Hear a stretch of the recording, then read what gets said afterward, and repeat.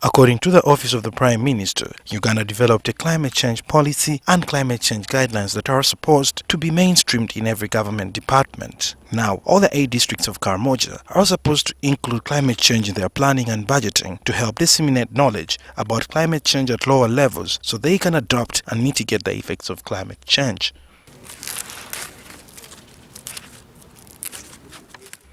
Karamoja region is known to be very vulnerable to the effects of climate change, which is why it has been selected first for capacity building on climate change mainstreaming. The OPM and Ministry of Agriculture, through their developing partners, are now targeting the agricultural sector. For example, places which used to have forest cover, we have completely cut most of them.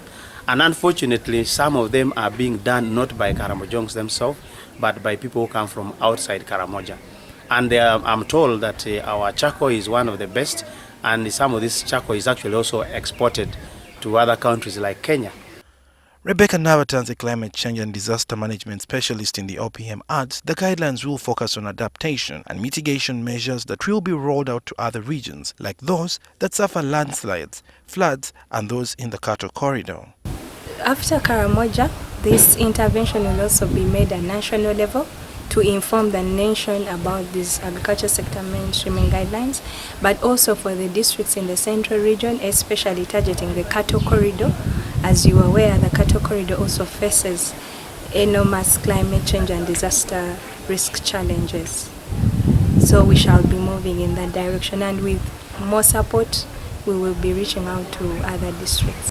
Some leaders revealed that the effects of climate change are already affecting the entire region, especially the livestock, and that they experience a lot of prolonged drought, floods that destroy crops. Like drought, and now once we have this dry spell, our livestock lives, and that affects the community livelihood, and that affects the food security at household level. Remember, our pastoral community entirely relies on livestock. But without resources to coordinate all these efforts, it becomes very, very difficult, much as we receive grants for specific sectors. So we have agreed here as a way forward that we need to work with partners, we need to work with the central government and other key players. For now, leaders are requesting for more funds from government to be directed towards climate change mitigation, since it is now a critical matter.